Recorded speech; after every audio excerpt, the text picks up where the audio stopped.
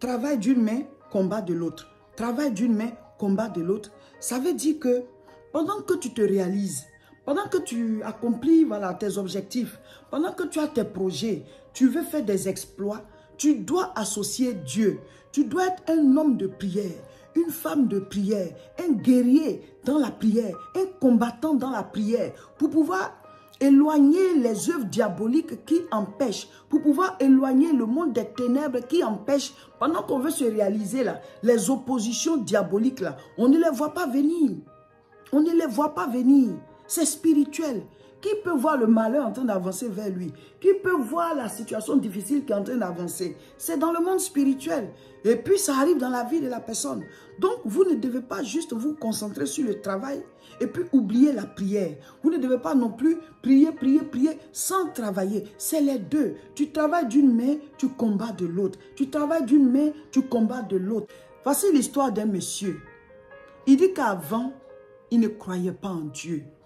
Malgré que sa mère, qui ne croyait pas en Dieu aussi avant, est devenue maintenant chrétienne et elle lui parle régulièrement de Dieu. Mais lui, il n'était pas intéressé à se donner au Seigneur. Donc, lui, sa philosophie, c'est qu'il faut se battre, il faut se bâtir un avenir, il faut s'en sortir.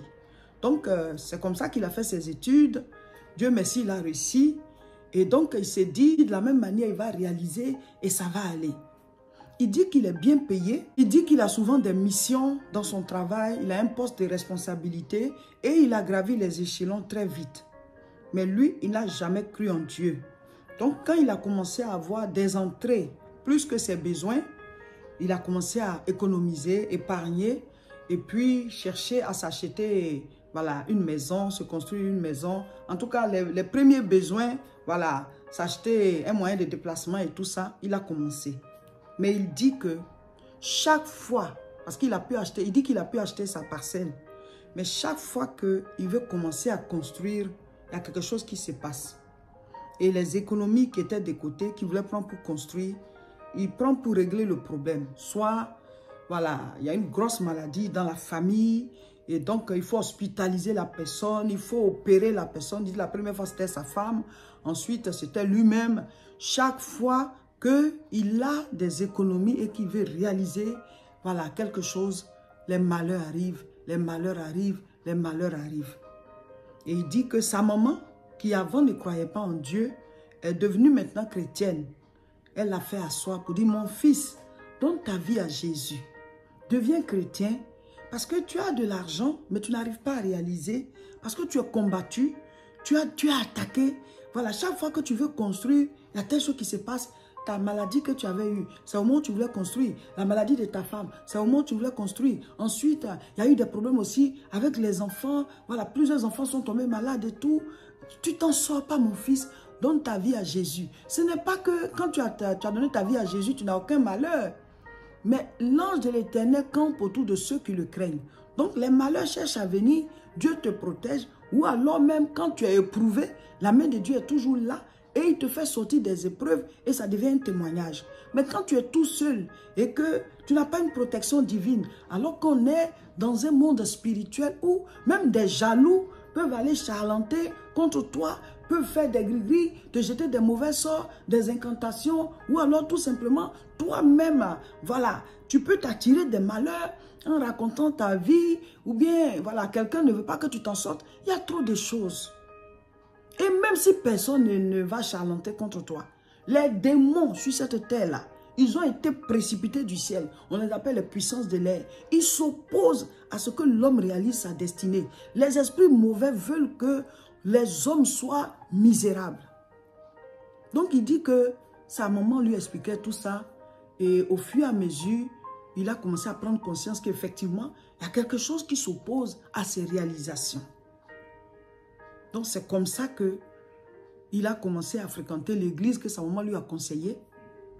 Et après 1 an, 2 ans, où il s'est vraiment affermi, parce qu'il dit qu'il avait arrêté tout projet de construction. Il dit, bon, le terrain va rester comme ça. Parce que chaque fois qu'il veut construire, soit c'est sa femme qui tombe malade, ou bien lui, ou bien l'un des enfants, ou alors il a un accident avec sa voiture, il doit faire des réparations, ou bien il doit acheter une nouvelle voiture. C'est toujours comme ça. Il voulait juste faire la fondation, et puis chaque fois monter les murs. Mais c'est toujours les problèmes. C'est toujours les problèmes. La première fois, c'est sa femme qui est tombée malade. Il fallait qu'on l'opère. Ensuite, c'est lui qui était tombé malade. Il a fait au moins 1 mois sans aller au travail. Il était hospitalisé. Donc, c'était difficile. Après, il a fait un accident avec sa voiture. Chaque fois qu'il veut construire ce terrain-là, c'est comme ça que ça se passe. Il voulait faire la fondation et puis au fur et à mesure monter, il n'a jamais pu faire cette fondation. Donc, il dit que sa maman lui a dit, mon fils, moi-même avant, je ne croyais pas en Dieu. Mais tu sais comment on a souffert dans notre vie. Je me suis finalement donné au Seigneur. Parce que c'est trop difficile, il y a trop de choses. Il y a trop d'opposition, il y a trop de mauvaises personnes, il y a trop d'esprits mauvais qui attaquent. Donc, il dit, sa maman a commencé à lui parler de Dieu pour dire, mon fils, rejoins-moi, on va prier. Donne ta vie à Jésus dans ton quartier où tu es là. Va dans telle église, cherche leur temple et puis va prier. C'est comme ça que sa maman lui donne des conseils chaque fois. Et il dit qu'au départ, il ne voulait pas. Mais quand il a commencé à constater que voilà, à chaque fois qu'il veut construire cette maison-là, il y a des choses qui se passent, il ne comprend pas. C'est comme si le terrain là où il veut construire est au courant de ce qui se passe. Ou alors il ne sait pas. Mais dès qu'il veut construire, c'est les malheurs qui frappent. Donc il dit qu'il a écouté sa maman. Et il a cherché une église, il a commencé à prier là-bas. Et il dit qu'il a laissé tomber même son projet. Il dit bon, le terrain n'a qu'à rester là. Quand il a un peu d'économie qu'il veut construire, c'est le problème. Donc peut-être il va acheter un autre terrain et il va chercher à construire. Donc en attendant, il a laissé tomber tout, il voulait économiser encore. Et il s'est donné à Jésus. Donc il dit après 1 an ou 2 ans de fréquentation du temple là, et il s'est décidé à construire. Et c'est le terrain qui lui créait, bon c'est même pas le terrain qui créait le problème. Il était attaqué chaque fois qu'il voulait construire. C'est ce terrain-là qu'il a construit. Il dit, il a monté la fondation et facilement, il a commencé à avoir des entrées financières et il a bâti jusqu'à finir sa maison. Et maintenant, il cherche à réaliser d'autres choses qu'il va avoir comme ressources quand il sera à la retraite. Mais il est encore très loin de la retraite. Hein. Mais il dit qu'il a compris qu'il ne faut pas juste chercher à bâtir ou bien juste chercher à réaliser sa vie sans associer Dieu. C'est pour ça que je vous dis, travaille d'une main, combat de l'autre. Tu travailles d'une main, tu combats de l'autre. On vous a appris déjà comment prier. Et les vidéos restent en ligne. La formule de prière 3R CSP. Nous sommes à l'avant-dernier jour de notre temps de jeûne et prière. Mais vous restez connectés sur la page, on va toujours mettre les enseignements. Mais le résultat de ce jeûne-là, ça veut dire que tu dois devenir un homme spirituel. Quand Dieu a dit à Abraham, lève les yeux, c'est pour que désormais Abraham ne regarde pas trop au physique. Oui, on est dans le monde physique, on aura des résultats physiques. Mais ça commence d'abord par le spirituel. C'est pour ça que Dieu a dit à Abraham de lever les yeux.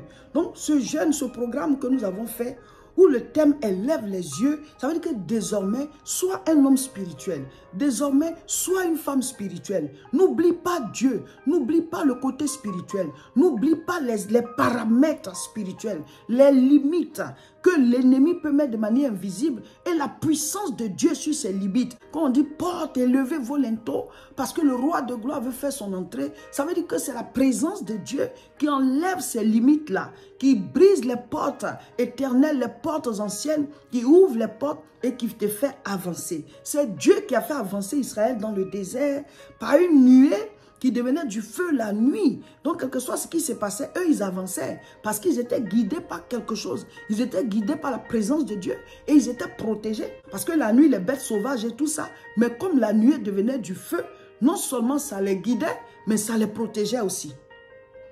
Donc, après ce jeûne, dont le thème est « Lève les yeux », tu dois savoir que désormais, il y a un Père dans les cieux qui est avec toi. Tu ne dois pas évoluer seul. Tu ne dois pas faire tes projets seul. Tu ne dois pas faire tes programmes seul. Tu ne dois pas faire tes activités seul. Tu dois tenir compte de lui parce que pendant ce programme, on a levé les yeux. Et nos yeux doivent rester là comme ça, connectés au Seigneur tenir compte de lui, avoir à l'esprit qu'on a quelqu'un de tout puissant qui est avec nous. Donc on travaille d'une main, on combat dans la prière d'une main. On travaille d'une main et on combat par l'autre main. Soyez des guerriers dans la prière, des guerrières dans la prière. Appliquez les lois de la vie. Ne racontez pas vos projets à n'importe qui. Ne parlez pas pour rien. Respectez les règles de vie, les autorités de vos vies. Donnez l'honneur à ceux à qui vous devez rendre l'honneur. Respectez le grade qui est devant vous. Marchez selon les lois du Seigneur et appliquez sa parole. Vous allez réussir, vous allez mourir rassasié des jours, vous allez vous-même être heureux de ce que vous laissez comme impact sur la terre. Dans ta vie, là, tu dois tenir compte de Dieu. Dans ta vie, tu dois tenir compte de Dieu. Tu ne dois pas vivre sans tenir compte de Dieu. C'est ça, lever les yeux. Quand on dit lève les yeux, ça veut dire désormais tiens compte du Seigneur dans ta vie. Tiens compte du Seigneur dans ta vie, dans tout ton programme. Tu dois faire quelque chose. Il faut que tu pries pour que Dieu soit avec toi. Il faut que tu combattes pour que la main du diable, les œuvres diaboliques, les ténèbres quittent sur ton chemin pour que la grâce de Dieu t'accompagne. Tout ce que tu reçois, tu dois enlever la part du Seigneur. C'est ça notre alliance avec Dieu. La circoncision prélève la part du Seigneur parce que c'est lui qui te donne le souffle, c'est lui qui te réveille, c'est lui qui te donne la vigueur. Tu ne peux pas à partir de maintenant avoir des entrées sans prévoir Dieu. C'est ça, lève les yeux. Nous devons appliquer les lois de Dieu dans tous les domaines de nos vies. C'est ça, lève les yeux. Je travaille d'une main, je combats de l'autre. Je travaille d'une main, je suis spirituel de l'autre. Je deviens un homme, une femme qui vit en fonction de la parole. J'applique, j'applique, j'applique. On est dans la semaine de l'application. Néhémie chapitre 4, lisons à partir du verset 17. Ceux qui bâtissaient la muraille et ceux qui portaient ou chargeaient les fardeaux travaillaient d'une main et tenaient une arme de l'autre. Ils travaillent d'une main et de l'autre côté, ils ont leur arme. Pourquoi? Parce qu'ils avaient des ennemis qui voulaient détruire ce qu'eux, ils bâtissaient. Ils avaient des ennemis qui voulaient détruire ce qu'eux, ils sont en train de bâtir. Donc, ils travaillaient d'une main et de l'autre, ils avaient leurs armes pour combattre ceux qui allaient chercher à détruire ce qu'ils sont en train de construire. Mes frères, mes sœurs, la vie là, c'est un don que Dieu nous a fait. Et le Seigneur veut que chacun de nous fasse des exploits. Il veut que chacun de nous bâtisse, que chacun de nous se réalise. Mais si tu veux construire sans tenir compte des ennemis, construire sans tenir compte des paramètres qui sont là pour s'opposer à la nature humaine, s'opposer à toute réussite, si tu ne veux pas tenir compte de ça, tu vas finir de bâtir et ça va revenir à zéro. Parce que la Bible dit, si l'Éternel ne bâtit, ceux qui bâtissent travaillent en vain. Ça dit, c'est Dieu qui doit bâtir à travers toi. Donc tu dois l'associer. Pendant que vous travaillez, pendant que vous cherchez à vous réaliser, à réaliser de grandes choses, à réaliser vos vies, vos projets de vie, tenez compte de Dieu. Soyez des hommes et des femmes de prière. Soyez des guerriers de la prière. Soyez des combattants spirituels. Combattez les œuvres des ténèbres. Combattez le royaume de Satan, le monde des ténèbres, les esprits impurs. C'est ceux-là qui s'opposent aux réalisations des gens. Tous ceux qui n'ont pas réalisé, qui ont eu des entrées et qui n'ont pas réalisé, ce n'est pas parce qu'ils ne veulent pas. Hein, ce n'est pas parce qu'ils ne veulent pas. Certains ont été combattus. Ils voulaient réaliser, mais ils ont été combattus. Donc, soyez des hommes et des femmes spirituels. Travail d'une main et combat de l'autre. Oh, alléluia. Nous rendons gloire à Dieu qui nous a fait entrer dans ce programme de 21 jours de jeûne et prière. Ce programme de recherche permanente de la face de Dieu. Mon frère, ma soeur, si tu veux passer ton temps à travailler sans combattre les ennemis, les paramètres que tu ne maîtrises pas, le monde spirituel, les œuvres des ténèbres peuvent venir détruire le résultat de ton travail, le fruit de ton champ, peuvent venir détruire ta récolte comme une compagnie de sauterelles qui s'abat sur la moisson, qui s'abat sur la récolte. Mes frères, mes sœurs, nous devons tous prendre conscience du monde dans lequel on est.